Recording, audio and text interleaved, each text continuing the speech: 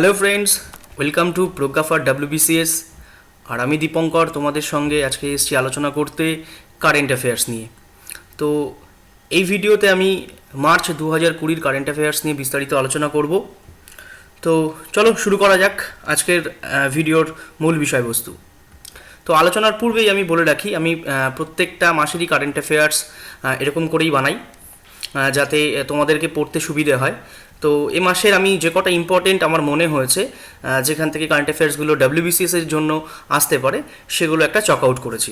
তো প্রথমে তোমরা দেখতে পাচ্ছ এখানে অ্যাপয়েন্টমেন্টগুলো রয়েছে, ন্যাশনাল ইন্টারন্যাশনাল যতগুলো অ্যাপয়েন্টমেন্ট হয়েছে এ মাসে সেটা এর মধ্যেই সাজানো রয়েছে। তারপরে আছে অ্যাওয়ার্ডস, তারপরে সামিট অর কনফারেন্স, তারপরে র্যাঙ্কিং অ্যান্ড ইন্ডেক্স, তারপরে defence news, sports news, books and authors, banking, finance or business news, আর বাকি হচ্ছে মিসলেনিয়াস নিউজ। তো আমি এই ইনফরমেশনগুলো যে সমস্ত জায়গা থেকে কালেক্ট করেছি তার প্রথম একটা হলো the Hindu paper, civil service chronicle magazine, আর প্রতিযোগিতা দর্পণ ম্যাগাজিন এবং আদার্স। এই আদার্সের মধ্যেও ইন্টারনেট ঘেটে আমি কিছু ইনফরমেশন জোগাড় করেছি। তো চলো শুরু করা যাক আজকের প্রথম আলোচনা। আমাদের অ্যাপয়েন্টমেন্ট এ মাসে যতগুলো ন্যাশনাল এবং ইন্টারন্যাশনাল অ্যাপয়েন্টমেন্ট হয়েছে তো সেটা নিয়ে আমরা একটু আলোচনা করি।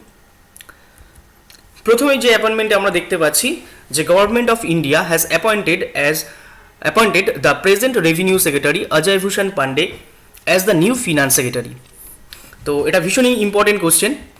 Ajay Bhushan Pandey new finance secretary হয়েছেন, কিন্তু এই কোশ্চেনটা কিন্তু মোটামুটি প্রায় আসে, শুধু BCS না অনেক পরীক্ষাতেই আসে। অজয় ভূষণ পান্ডে ফিনান্স সেক্রেটারি, আমাদের এটা জানতে হবে, মনে রাখতে হবে তোমাদেরকে যে এবছর আমাদের ফিনান্স সেক্রেটারি হচ্ছেন অজয় ভূষণ পান্ডে। তো একবার দেখা যাক যে ফিনান্স সেক্রেটারি কি, কবে এই পোস্টটা ক্রিয়েট হয়েছিল, তার কি কাজ ইত্যাদি। তো ফিনান্স সেক্রেটারি হলো মিনিস্ট্রি অফ ফিনান্সের অ্যাডমিনিস্ট্রেটিভ হেড। এই পোস্টটা ক্রিয়েট হয় 1947-এ।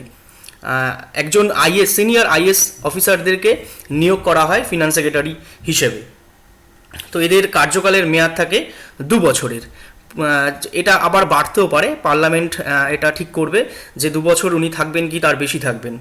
আর এনাদেরকে ফিনান্স সেক্রেটারিকে অ্যাপয়েন্ট করে পার্লামেন্টের একটি অ্যাপয়েন্টমেন্টস কমিটি, এবং সেই কমিটি গঠন করা হয় প্রধানমন্ত্রী, ক্যাবিনেট মিনিস্টার এবং বিরোধী দলনেতাদেরকে নিয়ে গঠন করা হয় এই অ্যাপয়েন্টমেন্ট কমিটি। ফিনান্স সেক্রেটারির পাশাপাশি আমাদের আরও বেশ কয়েকটা সেক্রেটারিদের নাম কিন্তু মনে রাখতে হবে যেগুলো BCS-এ আসে। আমি এখানে কিছু দিয়ে দিয়েছি। ফিনান্স সেক্রেটারির নাম আমরা প্রথমেই পেয়ে গেছি অজয় ভূষণ পান্ডে। পাশাপাশি এই যে বাকি যে চারটে আমি এখানে দিয়েছি ইম্পর্টেন্ট সেক্রেটারি অফ ইন্ডিয়া, এই চারটে কিন্তু ইম্পর্টেন্ট, এটাও আমাদেরকে মনে রাখতে হবে, এটার আসার চান্সও কিন্তু ভীষণভাবে আছে। তো প্রথমেই আছে cabinet secretary of India. Cabinet secretary বর্তমান যে আমাদের ক্যাবিনেট সেক্রেটারি তার নাম হচ্ছে রাজীব গৌবা। তোমরা দেখতেই পাচ্ছ আমি এখানে লিখে দিয়েছি, রাজীব গৌবা হচ্ছে আমাদের বর্তমান ক্যাবিনেট সেক্রেটারি। তারপরে চলে আসি আমরা হোম সেক্রেটারি। হোম সেক্রেটারি বর্তমানে কে আছে? অজয় কুমার ভাল্লা। এটাও কিন্তু বেশ ইম্পর্টেন্ট, আমাদের হোম সেক্রেটারি তিনি হলেন অজয় কুমার ভাল্লা। তারপরে ফরেন সেক্রেটারিকে হর্ষ কুমার শ্রিংলা, এবং ডিফেন্স সেক্রেটারি অজয় কুমার। তাহলে আমরা দেখতে পাচ্ছি এখানে চারটে আর এই উপরে একটা পাঁচটা। এই পাঁচটা সেক্রেটারির নাম কিন্তু তোমাদেরকে মনে রাখতে হবে, কারণ এই পাঁচটা সেক্রেটারির মধ্যে যখন একটা সেক্রেটারি আসতেই পারে। তারপরে আমরা চলে যাই আর কি অ্যাপয়েন্টমেন্ট আছে। তারপরেই আছে হচ্ছে Sanjay Kumar Panda has been appointed as India's ambassador to Turkey. তো ভারতের রাষ্ট্রদূত হিসেবে সঞ্জয় কুমার পান্ডা তুর্কিতে আছেন, তুর্কিতে গেছেন ভারতের রাষ্ট্রদূত বা অ্যাম্বাসাডার হয়ে। ঠিক তার পরের কোশ্চেনটাই রয়েছে Ajay Kumar has been appointed as next high commissioner of India to the Republic of Uganda. দেখো অনেক প্রত্যেক দেশেই আমাদের হাই কমিশনার বা অ্যাম্বাসাডার আছে, সারা বিশ্বে কম বেশি 200টার উপরে দেশ আছে, এবং যদি 200টা দেশেরই অ্যাম্বাসাডার এবং হাই কমিশনারের নাম মনে রাখতে চেষ্টা করি তাহলে কিন্তু শুধু এই অ্যাম্বাসাডারদেরই নামই কিন্তু প্রায় 200টার বেশি হয়ে যাবে। ফলে আমাদের কিন্তু এতগুলো নাম মনে রাখাটা সম্ভবও নয়। তো আমাকে এখানে একটু সাবধানতা অবলম্বন করতে হবে, যে দেশগুলোর অ্যাম্বাসাডার বা হাই কমিশনের নামগুলো আসার চান্সেস বেশি আমি সেই দেশের অ্যাম্বাসাডারগুলোর নাম বা হাই কমিশনারের নামগুলো মনে রাখবো। তো এখানে তুর্কি বা ইউগান্ডার যে হাই কমিশনার পাঠানো হয়েছে বা অ্যাম্বাসাডার তুর্কিতে পাঠানো হয়েছে সেটা অতটা ইম্পর্টেন্ট নয়। এখানে শুধুমাত্র দেওয়ার অর্থই হচ্ছে আমি অ্যাম্বাসাডার এবং এই হাই কমিশনার কেন বলা হয় অ্যাম্বাসাডার এবং কেন বলা হয় হাই কমিশনার, এটার একটা ফারাক আছে, আমি সেটা নিয়েই বলবো। তার আগে একটু বলে রাখি, আমরা মোটামুটি চেষ্টা করব অন্তত 5 থেকে 10টা দেশের এই অ্যাম্বাসাডার বা হাই কমিশনারদের নাম মনে রাখার। মূলত যাদের সঙ্গে ভারতের সম্পর্ক, মানে আমাদের সম্পর্কটা বেশ ভালো, সেই সমস্ত দেশে ভারতের পাঠানো অ্যাম্বাসাডার বা হাই কমিশনারদের নামগুলো কিন্তু মনে রাখতে হবে। যেমন USA, United state of America, তারপর ইউকে, তারপর চায়না, ফ্রান্স, রাশিয়া, মোটামুটি এরকম দেশগুলো। আর সেই সঙ্গে আমরা যদি সার্ক এবং ব্রিক্সের সদস্য যে দেশগুলো আছে সেই দেশে যতগুলো অ্যাম্বাসাডার বা হাই কমিশনার যাচ্ছে তাদের নামগুলো যদি একটু মনে রাখার চেষ্টা করি, তাহলে কিন্তু এই দিক থেকে আসা কোনো কোশ্চেনই কিন্তু তোমাদের মিস হবে না। তো যাই হোক, এখানে যে আমি যেটা দিয়েছি প্রথমটা এবং দ্বিতীয়টা, এটা এতটা ইম্পর্টেন্ট নয়, লেস ইম্পর্টেন্ট। আমি শুধুমাত্র এই কোশ্চেনটা এখানে দেওয়ার একটাই অর্থ, অ্যাম্বাসাডার আর হাই কমিশনারের যে পার্থক্য এই দুটো। এখানে বলে রাখি হাই কমিশনার কেন বলা হয়, তার জন্য একটু আমাদের অতীতে চলে যেতে হবে। সেটা হলো কমনওয়েলথের নাম আমরা সবাই জানি। কমনওয়েলথ একটা ইন্টারন্যাশনাল অর্গানাইজেশন। এটা স্টাবলিশ হয় হচ্ছে 1931 সালে 11ই ডিসেম্বর। এর হেডকোয়ার্টার লন্ডনে। তো কমনওয়েলথ গঠনের পেছনে যে কারণটা হচ্ছে সেটা এদের মধ্যে একটা কমনওয়েলথের যে সদস্যগুলো রয়েছে প্রত্যেকের মধ্যে একটা অর্থনৈতিক এবং সাংস্কৃতিক সহযোগিতার জন্য এই অর্গানাইজেশনটা তৈরি করা হয়েছে এবং তৈরি করেছে ইংল্যান্ড। তার কারণ হচ্ছে ইংল্যান্ড অতীতে যে সমস্ত দেশে তাদের উপনিবেশ স্থাপন করেছিল সেই সমস্ত দেশগুলোকে নিয়েই কিন্তু কমনওয়েলথ কান্ট্রি গঠন করা হয়েছে বা কমনওয়েলথ অর্গানাইজেশনটা গঠন করা হয়েছে। এবং এই কমনওয়েলথের যারা যারা সদস্য সেই সদস্যরাই কিন্তু যখন অন্য দেশে তাদের রাজদূত বা তাদের কোনো প্রতিনিধি পাঠাবেন তখন কিন্তু বলা হবে হাই কমিশনার। আবারও বলছি, কমনওয়েলথ কান্ট্রিগুলো যারা যারা যে সমস্ত দেশগুলো কমনওয়েলথের সদস্য তারা যখন অন্য দেশে তাদের দেশ থেকে কোনো প্রতিনিধি পাঠাবেন তখন কিন্তু তাকে বলা হবে হাই কমিশনার। যেমন ধরো, যদি ভারতবর্ষ থেকে যদি ইউকেতে কোনো প্রতিনিধি যায় তখন কিন্তু অবশ্যই বলা হবে হাই কমিশনার। ঠিক ইউকে থেকে যদি আবার কেউ প্রতিনিধি হয়ে আসে, ইউকের প্রতিনিধি হয়ে যদি ভারতে আসে তখন কিন্তু আমরা তাকেও বলবো কিন্তু হাই কমিশনার। কিন্তু যদি ভারতের কোনো প্রতিনিধি আমেরিকাতে যায় তখন কিন্তু বলবো অ্যাম্বাসাডার। তখন কিন্তু আমরা আর হাই কমিশনার বলবো না, তার কারণ আমেরিকা কমনওয়েলথের সদস্য না। আবার ঠিক পাশাপাশি যদি ভারত থেকে চীনে কোনো প্রতিনিধি যায় তখনও কিন্তু আমরা অ্যাম্বাসাডার বলবো, কারণ চীন কমনওয়েলথের সদস্য নয়। যদিও চীনেও কিন্তু ইংরেজদের উপনিবেশ ছিল, কিন্তু চীন কমনওয়েলথের সদস্য নয়, তাই চীনের প্রতিনিধিকে অবশ্যই অ্যাম্বাসাডার বলবো। আর এই অ্যাম্বাসাডার বা হাই কমিশনারদের অফিসগুলো মূলত সেই দেশের রাজধানী অঞ্চলে হয়ে থাকে।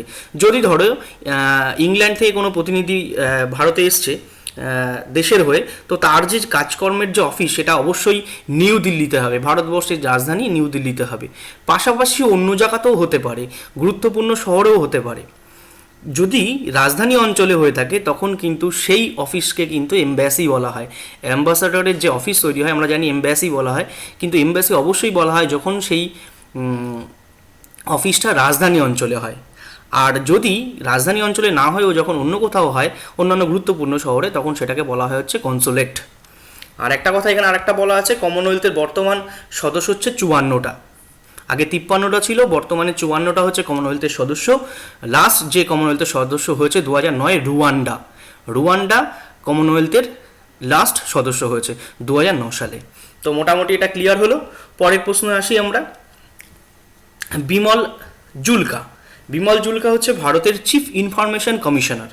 এটাও নামটা কিন্তু বেশ ইম্পর্টেন্ট, এটা মনে রাখতে হবে। বিমল জুলকা ভারতের চিফ ইনফরমেশন কমিশনার। এই কোশ্চেনটা আসে কিন্তু ভীষণ ইম্পর্টেন্ট কোশ্চেন। এর আগে যিনি ছিলেন তার নাম হচ্ছে সুধীর ভার্গব। এই নামটা এতটাও ইম্পর্টেন্ট নয়, তোমরা অবশ্যই মনে রাখবে বিমল জুলকার নামটা কিন্তু। তো চিফ ইনফরমেশন কমিশনার পোস্টটা ক্রিয়েট হয় হচ্ছে 2005 সালে রাইট টু ইনফরমেশন অ্যাক্টের দ্বারা। তারপরে কোশ্চেনে চলে আসি আমরা। এই কোশ্চেনটাও ভীষণ ইম্পর্টেন্ট কোশ্চেন। আচ্ছা, এখানে আরেকটু বলার আছে যে আমাদের ভারতবর্ষের প্রথম যিনি চিফ ইনফরমেশন কমিশনার হয়েছিলেন তার নাম হচ্ছে ওয়াজাত হাবিবুল্লাহ। আবারও বলছি নামটা, ভারতবর্ষের যে প্রথম চিফ ইনফরমেশন কমিশনার ছিলেন তার নাম ওয়াজাত হাবিবুল্লাহ। আর যিনি প্রথম মহিলা চিফ ইনফরমেশন কমিশনার হয়েছিলেন তার নাম দীপক সান্ধু। দুটো নামই মনে রেখো, এটা স্ট্যাটিক জিকের কোশ্চেন। তো প্রথম যে চিফ ইনফরমেশন কমিশনার হয়েছিলেন ওয়াজাত হাবিবুল্লাহ, আর যিনি প্রথম মহিলা ছিলেন চিফ ইনফরমেশন কমিশনার তার নাম হলো দীপক সান্ধু। তো পরের কোশ্চেনে চলে আসি আমরা। এই প্রশ্নটা কিন্তু বেশ important. Nupur Kulshrestha, Nupur Kulshrestha becomes the first women to be promoted as deputy inspector general of Indian coastguard. দেখো, এর আগেও প্রচুর অনেকেই হয়েছে কোস্টগার্ডের ডিআইজি, আমরা তাদের নামগুলো কিন্তু মনে রাখিনি। এক্ষেত্রে কেন নামটা মনে রাখতে হবে, যেহেতু নূপুর কুলশ্রেষ্ঠা একজন মহিলা এবং তিনি প্রথম মহিলা হলেন, কিন্তু দেশের প্রথম মহিলা হিসেবে কিন্তু তিনি ডিআইজি হলেন। এই কারণে এই নামটা কিন্তু ইম্পর্টেন্ট, অবশ্যই মনে রাখো। নূপুর কুলশ্রেষ্ঠা ইন্ডিয়ান কোস্ট গার্ডের ডিআইজি হয়েছেন। আমরা পরের কোশ্চেনে চলে যাই।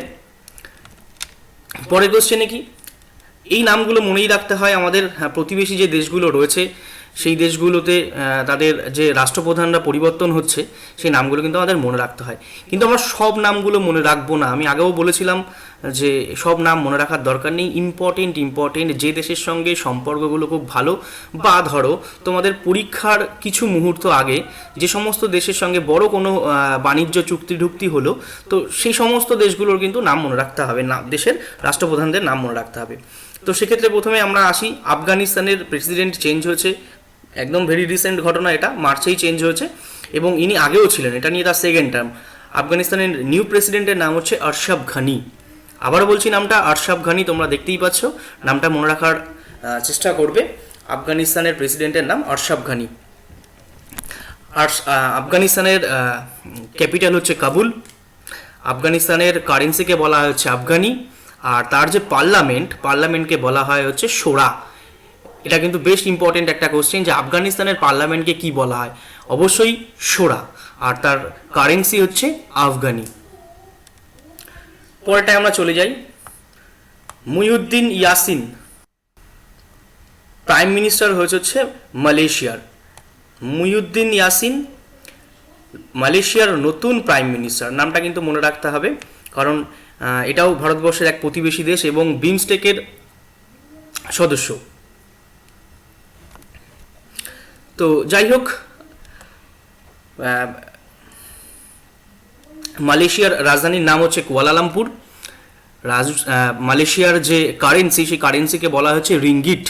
এটা বেশ ইম্পর্টেন্ট কোশ্চেন, অনেকবার এসছে এই স্ট্যাটিক জিকে, এটা বিভিন্ন পরীক্ষায় এসছে যে মালয়েশিয়ার কারেন্সির নাম কি। মালয়েশিয়ার কারেন্সির নাম হচ্ছে রিঙ্গিট এবং তার ক্যাপিটাল হচ্ছে কুয়ালালামপুর এবং তার পার্লামেন্টকে বলা হয় হচ্ছে মজলিস। মালয়েশিয়ার পার্লামেন্টকে বলা হচ্ছে মজলিস। পরেরটায় চলে যাই আমরা ইউক্রেনের নতুন প্রাইম মিনিস্টার ডেনিস সিয়ামল। তো আমরা মোটামুটি দেখে নিলাম আর কি। ইউক্রেনের নতুন যে প্রাইম মিনিস্টার হচ্ছে তার নাম হচ্ছে ডেনিস সিমায়েল। এক্ষেত্রে ইউক্রেনের প্রেসিডেন্টের নামটা মনে রাখতে হবে, কারণ ইউক্রেন ইউরোপের সেকেন্ড লার্জেস্ট কান্ট্রি। ইউক্রেনের রাজধানীর নাম হচ্ছে কিয়াভা এবং তার কারেন্সির নাম হচ্ছে রিভনিয়া। নামগুলো কিন্তু মনে রেখো। পরেরটা আসি, পরের কোশ্চেনটাও বেশ ইম্পর্টেন্ট।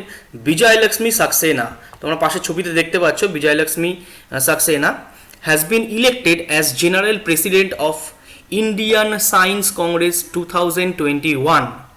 দেখো, সায়েন্স কংগ্রেস থেকে যে কোশ্চেনটা বিসিএসে আসে তা হলো যে ওই বছর কোথায় সায়েন্স কংগ্রেস অনুষ্ঠিত হয়েছিল। এছাড়া আর কোনো কোশ্চেন আসে না যে সায়েন্স কংগ্রেসের কে প্রেসিডেন্ট ছিল বা তার কি থিম ছিল ইত্যাদি ইত্যাদি, এইসব কোশ্চেনগুলো আসে না। শুধুমাত্র ওই বছর কোথায় অনুষ্ঠিত হয়েছে বা আগামী বছর কোথায় অনুষ্ঠিত হতে চলেছে, এই ধরনের কোশ্চেনগুলো কিন্তু আসে।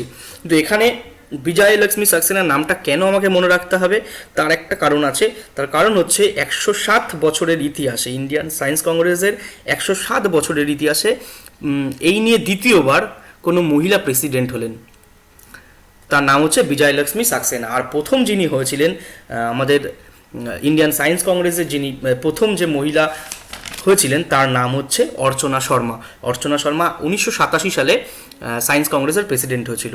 এখানে একটা মজার ঘটনা আছে, এই বিজয়লক্ষ্মী সাক্সেনা এবং তার হাজবেন্ডের নাম হচ্ছে সরি অশোক সাক্সেনা, এরা দুজনেই কিন্তু ইন্ডিয়ান সায়েন্স কংগ্রেসের প্রেসিডেন্ট হয়েছিলেন।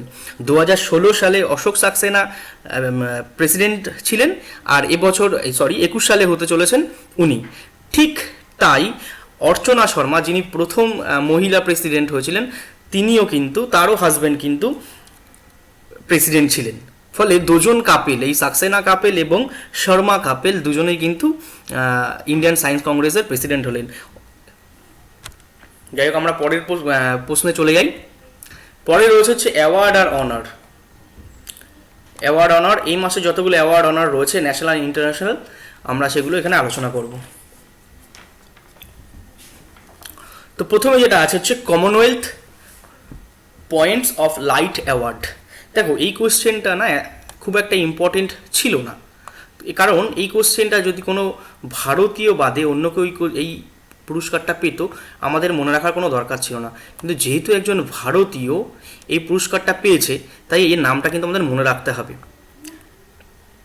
তো যাদব পায়েং আসামের একজন অধিবাসী, তিনি এই পুরস্কারটা পেয়েছেন। এই যাদব পায়েং জোরহাটের কাছে একটা জায়গায় প্রায় 550 হেক্টর জায়গা জুড়ে তিনি বৃক্ষরোপণ করে এখন সেটাকে একটা গভীর অরণ্যে পরিণত করে ফেলেছেন। এবং ওনাকে জওহরলাল ইউনিভার্সিটি ওনাকে ফরেস্ট ম্যান অফ ইন্ডিয়া উপাধি দিয়েছে। সেই কারণে আমাদের নামটা এখানে কিন্তু মনে রাখতে হবে, যেহেতু Commonwealth points of light award এই বছর একজন ভারতীয় পেয়েছেন। পরটায় আমরা চলে যাই। টাইম ম্যাগাজিনের 100 জন ঐতিহাসিক মহিলাদের মধ্যে ভারতের দুজনের নাম কিন্তু এসছে। একজন হলো অমৃত কৌর আর একজন হচ্ছে ইন্দিরা গান্ধী। ইন্দিরা গান্ধীকে আমরা সবাই জানি ভারতের প্রথম মহিলা প্রধানমন্ত্রী, এবং সেই সঙ্গে হচ্ছে অমৃত কৌর। অমৃত কৌর একজন স্বাধীনতা সংগ্রামী ছিলেন এবং সেই সঙ্গে ভারতের প্রথম স্বাস্থ্যমন্ত্রী ছিলেন অমৃত কৌর। নাম দুটো কিন্তু ভীষণ ইম্পর্টেন্ট। তারপরে চলে যাই আমরা অ্যাবেল প্রাইজ। অ্যাবেল প্রাইজ মনে রাখতে হবে, অ্যাবেল প্রাইজ কিন্তু আসে, বেশ গুরুত্বপূর্ণ অ্যাবেল প্রাইজ। এবছর অ্যাবেল প্রাইজ পেয়েছে হচ্ছে 2020-তে যে অ্যাবেল প্রাইজ পেয়েছে নামগুলো তোমরা দেখতেই পাচ্ছ, হিলেল ফ্রাস্টেনবার্গ আর গ্রেগরি মার্গুইলিস।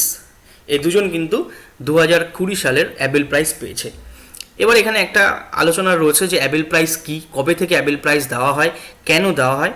তো প্রথমেই বলে রাখি, অ্যাবেল প্রাইজ কিন্তু গণিতের উপরেই দেওয়া হয়, ম্যাথামেটিক্সের উপরেই দেওয়া হয়েছে অ্যাবেল প্রাইজ। অ্যাবেল প্রাইজ দিয়ে থাকে হচ্ছে নরওয়ে দেশ। 2003 সালে প্রথম এই পুরস্কারটা দেওয়া হয়। আর অ্যাবেল প্রাইজ দেওয়া হয় হচ্ছে নরওয়ের বিখ্যাত গণিতজ্ঞ নিলস হেনরিক অ্যাবেলের নাম অনুসারে। আবারও নামটা বলছি, নরওয়ের বিখ্যাত গণিতজ্ঞ Niels Henrik Abel. Niels Henrik অ্যাবেলের নাম অনুসারে কিন্তু অ্যাবেল প্রাইজ দেওয়া হয়। এবার কেন দেওয়া হয়, এই অ্যাবেল প্রাইজের চিন্তাভাবনাটা যার মাথায় এসেছিল তিনিও কিন্তু একজন নরওয়ে দেশের লোক এবং তিনিও গণিতজ্ঞ। তার নাম হচ্ছে সোফাস লি। সোফাস লির মাথায় প্রথম আসে যে যেহেতু নোবেলে যে সমস্ত বিষয়ের উপর নোবেল দেওয়া হয়, আমরা সবাই জানি 6টা বিষয়ের উপর নোবেল দেওয়া হয়, কিন্তু সেখানে কিন্তু ম্যাথামেটিক্সের কোনো জায়গা নেই, ম্যাথামেটিক্সে নোবেল দেওয়া হয় না। সেই কারণে সোফাস লির মাথায় ভাবনা চিন্তাটা আসে যে নোবেলের সমকক্ষ একটা সম্মান যারা ম্যাথামেটিক্স নিয়ে কাজকর্ম করছে তাদেরকে দেওয়া উচিত, এবং সোফাস লি এই চিন্তাভাবনাটা শুরু করে এবং অবশ্যই নিলস হেনরিক নাম অনুসারে, নিলস হেনরিক অ্যাবেলের নাম অনুসারে কিন্তু অ্যাবেল প্রাইজটা দেওয়া হয়। পরের প্রশ্নে চলে যাই আমরা। প্রথমেই আছে BBC Indian sports woman of the year award 2019 PV Sindhu. যা আমাকে মনে রাখতে হবে যে বিবিসির দেওয়া sports woman of the year কে হয়েছে, পিভি সিন্ধু। সেই সঙ্গে বিবিসির লাইফ টাইম অ্যাচিভমেন্ট অ্যাওয়ার্ডও পেয়েছে কিন্তু পিটি ঊষা। এটা বেশ ইম্পর্টেন্ট কোশ্চেন আমার মনে হলো, তোমরা কিন্তু এটা মনে রেখো। তারপরে হচ্ছে Times of India sports award 2019, তাতে স্পোর্টস পার্সন অফ দ্য ইয়ার হচ্ছে পিভি সিন্ধু এবং ক্রিকেটার অফ দ্য ইয়ার রোহিত শর্মা। এই দুটোই ইম্পর্টেন্ট কিন্তু। তারপর হচ্ছে সামিট অর কনফারেন্স। মার্চে যতগুলো সামিট এবং কনফারেন্স হয়েছে সেগুলো আমি এখানে তুলে ধরেছি। তো তার মধ্যে আমার অনেকগুলোই সামিট এবং কনফারেন্স হয়েছে, তার মধ্যে এই দুটোই আমার ইম্পর্টেন্ট বলে মনে হলো, আসার মতো হতে পারে। তো চলো দেখে নেওয়া যাক প্রথমটা কী আছে। প্রথমটা আছে হচ্ছে পুনেতে 2021 সালের ইন্ডিয়ান সায়েন্স কংগ্রেস অনুষ্ঠিত হতে চলেছে। আমি যেটা একদম প্রথমেই অ্যাপয়েন্টমেন্টের শুরুতেই যেটা বলেছিলাম আর কি, যে সায়েন্স কংগ্রেস নিয়ে, তো সায়েন্স কংগ্রেসে কিন্তু এটাই ইম্পর্টেন্ট যে কোথায় হতে চলেছে।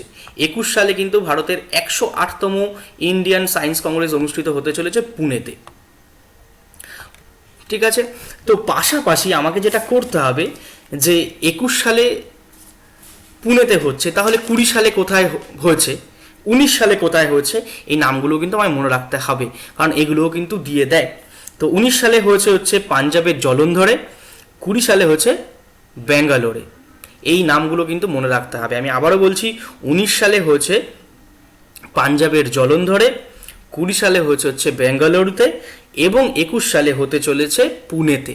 এ কটা কিন্তু বেশ ইম্পর্টেন্ট।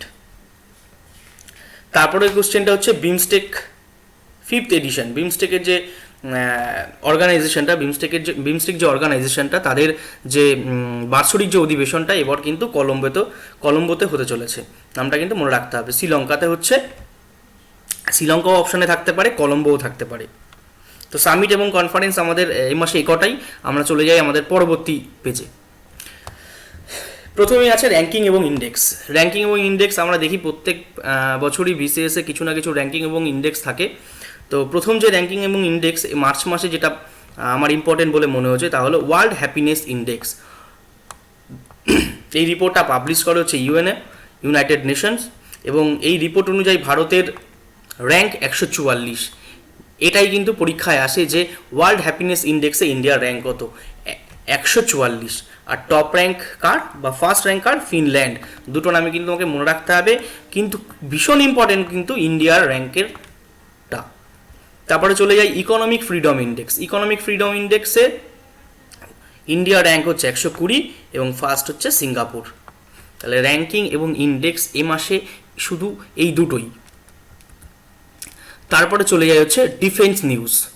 ডিফেন্স নিউজে প্রথমেই দেখতে পাচ্ছি আমরা army chief General Manoj Mukund Naravane একটা অপারেশন লঞ্চ করেছে, তার নাম হচ্ছে অপারেশন নমস্তে। আমরা দেখতে পাচ্ছি এখানে, আমি এটা আন্ডারলাইন করে দিলাম, অপারেশন নমস্তে একটা বলে একটা অপারেশন লঞ্চ করেছে।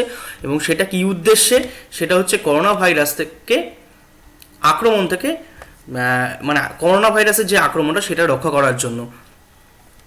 এটা কিন্তু মনে রাখতে হবে, বেশ ইম্পর্টেন্ট। এটা কোশ্চেনটা আসতে পারে যে অপারেশন নমস্তে কিসের সঙ্গে রিলেটেড। অবশ্যই সেটা করোনা ভাইরাসের সংক্রমণ রোখার জন্য army chief General Manoj Mukund Naravane এই অপারেশনটা লঞ্চ করেছে।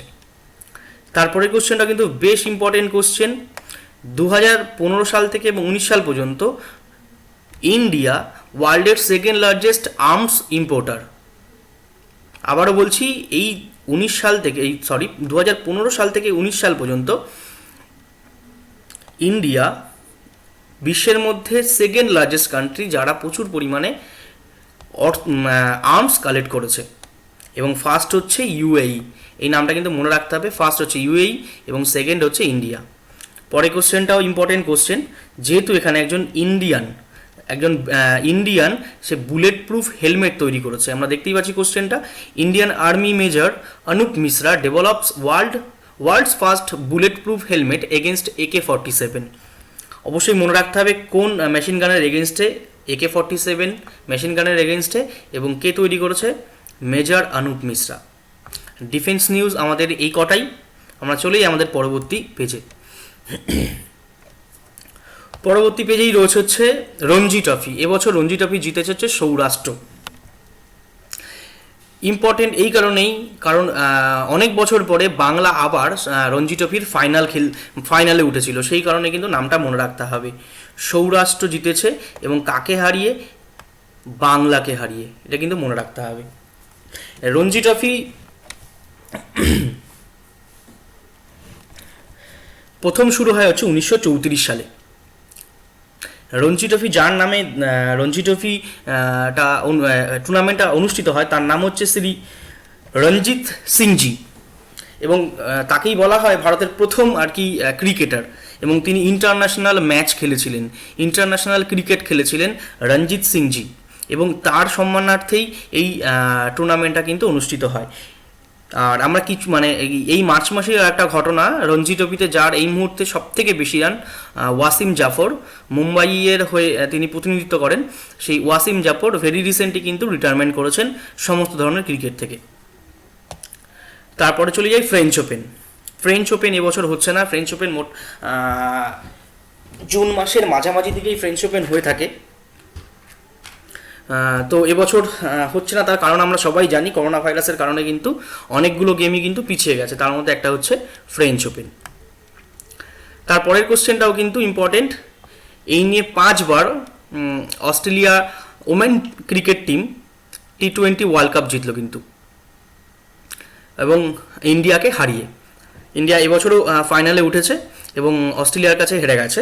তো এই কোশ্চেনটা কিন্তু ইম্পর্টেন্ট, কারা জিতেছিল, কাকে হারিয়ে জিতেছিল, এটা মনে রাখতে হবে। সেই সঙ্গে আরেকটা কথা বলি, অস্ট্রেলিয়া দলের একজন cricketer Ellyse Perry, Ellyse Perry সম্পর্কে একটা মানে অসাধারণ একটা কাহিনী আছে। অ্যালিস পেরি হচ্ছে মানে প্রথম ক্রিকেটার, মহিলা ক্রিকেটার, যিনি অস্ট্রেলিয়ার হয়ে ক্রিকেট এবং ফুটবল দু দলেই কিন্তু খেলেছেন। পরের কোশ্চেনটাও মোটামুটি ইম্পর্টেন্ট। অ্যাথলেটিকো দি কলকাতা এবছর ISL ইন্ডিয়ান সুপার লিগ জিতেছে চেন্নাইন এফসিকে হারিয়ে। Sports news. তারপরে কোশ্চেনটা দেখি আমরা। International Olympic Committee and Tokyo Olympic organiser agreed to move the Tokyo games to 23rd July to 8th August 2021। এবছরই হওয়ার কথা ছিল জুলাই মাসেই, কিন্তু করোনা ভাইরাসের কারণে গেমটা কিন্তু পিছিয়ে গেল। অলিম্পিক শুরু হওয়ার পর এই প্রথম অলিম্পিক গেম কিন্তু পিছিয়ে গেল। এর আগে কি হয়েছিল, এর আগে 3 বার অলিম্পিক গেম হয়নি, প্রথম বিশ্বযুদ্ধ এবং দ্বিতীয় বিশ্বযুদ্ধের সময় 3 বার মোট অলিম্পিক হয়নি, কিন্তু অলিম্পিক গেম কখনোই পিছিয়ে যায়নি। এই প্রথম অলিম্পিক গেমসের ইতিহাসে এই প্রথম অলিম্পিক গেম পিছিয়ে গেল। এবার একটু অলিম্পিক গেম নিয়ে আমরা একটু আলোচনা করি, যেগুলো স্ট্যাটিক জিকেতে ভীষণভাবে আসে।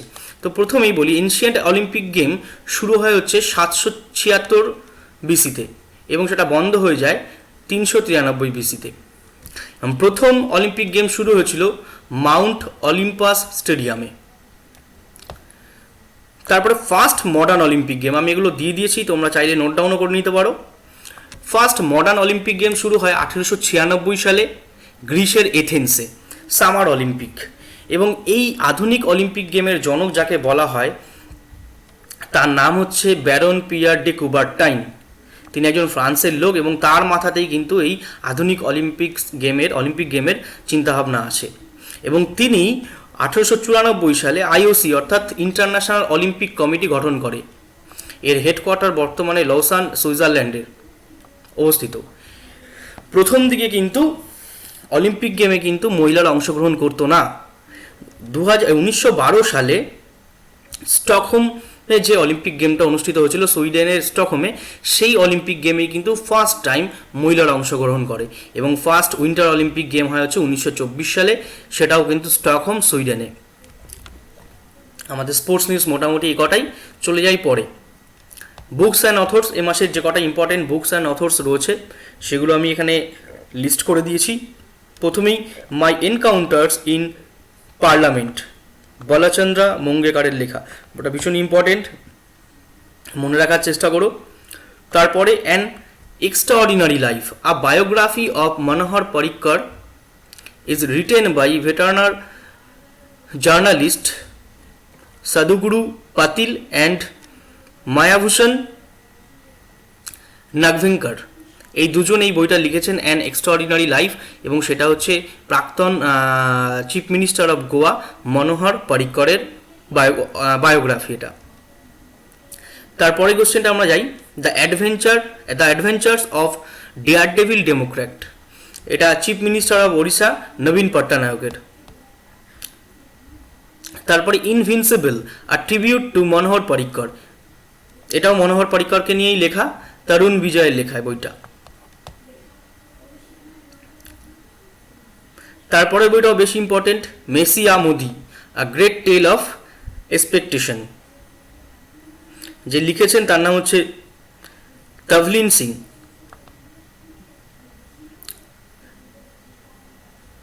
তো বুকস অ্যান্ড অথর্স এই মাসের আমাদের এই কটাই, আমরা তারপরেই আলোচনায় যাই। ব্যাংকিং এবং ফিনান্স, ব্যাংকিং এবং ফিনান্সের এই মাসের যে সবথেকে ইম্পর্টেন্ট সেটা হচ্ছে যে 10টা পাবলিক সেক্টর ব্যাংকে কিন্তু মার্চ করা হয়েছে। আমি এখানে একটা ছোট্ট লিস্ট করে দিয়েছি, তোমরা এই লেখাটাও দেখতে পেরো, দেখার চেষ্টা করো। এবং লিস্টটা হচ্ছে আমি এখানে তুলে ধরলাম। Punjab national bank, Punjab national ব্যাংকের সঙ্গে যে ব্যাংকগুলো মার্জ হচ্ছে, একটা হচ্ছে oriental bank of commerce, United bank of India, এই দুটো কিন্তু পাঞ্জাব ন্যাশনাল ব্যাংকের সঙ্গে মার্জ হচ্ছে। তারপরে আছে হচ্ছে ইন্ডিয়ান ব্যাংক, ইন্ডিয়ান ব্যাংকের সঙ্গে যে ব্যাংক মার্জ হচ্ছে সেটা হচ্ছে এলাহাবাদ ব্যাংক। তারপরে কানাড়া ব্যাংক, কানাড়া ব্যাংকের সঙ্গে সিন্ডিকেট ব্যাংক মার্জ হয়েছে। আর সবশেষে রয়েছে হচ্ছে ইউনিয়ন ব্যাংক অফ ইন্ডিয়া, তার সঙ্গে মার্জ হয়েছে অন্ধ্র ব্যাংক এবং কর্পোরেশন ব্যাংক। এই নাম কটা কিন্তু মনে রাখতে হবে, কোন কোন ব্যাংকের সঙ্গে কোন কোন ব্যাংকগুলো মার্জ হয়েছে। আমি কারণে এটা লিস্ট করে দিয়েছি, তোমরা এটা কিন্তু ভালো করে স্টাডি করো। ব্যাংকিং আর ফিনান্স থেকে আর এ মাসে খুব একটা ইম্পর্টেন্ট কোশ্চেন নেই। তারপরে আমি চলে যাচ্ছি মিসলেনিয়াস। মিসলেনিয়াস নিউজ লেখার উদ্দেশ্যই হচ্ছে, ধরো আমি এখানে মোটামুটি অনেকগুলোকেই আলাদা করতে পেরেছি, যারা এবছর অ্যাপয়েন্টমেন্ট নতুন অ্যাপয়েন্টেড হয়েছে বা অ্যাওয়ার্ডগুলো সেগুলো আলাদা আলাদা করতে পেরেছি। কিন্তু এমন কিছু কিছু ঘটনা থাকে যেগুলোকে এরকম করে কোনো আলাদা করা যায় না, সেগুলোকে নিয়ে আমি মিসলেনিয়াস নিউজ আর নানাবিধ একটা ঘটনা সেটা পরপর এখানে সাজিয়েছি। তো প্রথমে যেটা দেখতে পাচ্ছি যে উত্তরাখণ্ড গভর্নমেন্ট তাদের একটা নিউ ক্যাপিটাল ঘোষণা করেছে, এবং সেটা অবশ্যই সামার ক্যাপিটাল, গ্রীষ্মকালীন রাজধানী গেইটসন। গেইটসন হচ্ছে উত্তরাখণ্ডের গরমকালে এটা ক্যাপিটাল হবে, এবং আমরা জানি উত্তরাখণ্ডের ক্যাপিটালের নাম হচ্ছে দেরাদুন। তো এটা কিন্তু ইম্পর্টেন্ট যে গ্রীষ্মকালে বা সামার ক্যাপিটাল কোনটা হতে চলেছে, অবশ্যই কিন্তু এই নামটা মনে রেখো। তারপরে চলে যাই যে অরুণাচল প্রদেশ অ্যাসেম্বলি কি পাস করেছে, যে পেপারলেস অ্যাসেম্বলি হতে চলেছে, এবং তারা যে অ্যাপটার মাধ্যমে কাজ করবে তার নাম হচ্ছে ই বিধান। নামটা আবারও পড়ে রেখো, এটা কিন্তু ইম্পর্টেন্ট। ই বিধান, অরুণাচল গভর্নমেন্ট এটা কাজ করছে যে পেপারলেস তাদের যে অ্যাসেম্বলি রয়েছে সেই অ্যাসেম্বলিতে কোনো পেপার ইউজ করা হবে না। পরেটাও বেশ ইম্পর্টেন্ট এই অর্থে, দেখো ওম বিড়লা একটা প্রোগ্রাম লঞ্চ করেছে, তার নাম হচ্ছে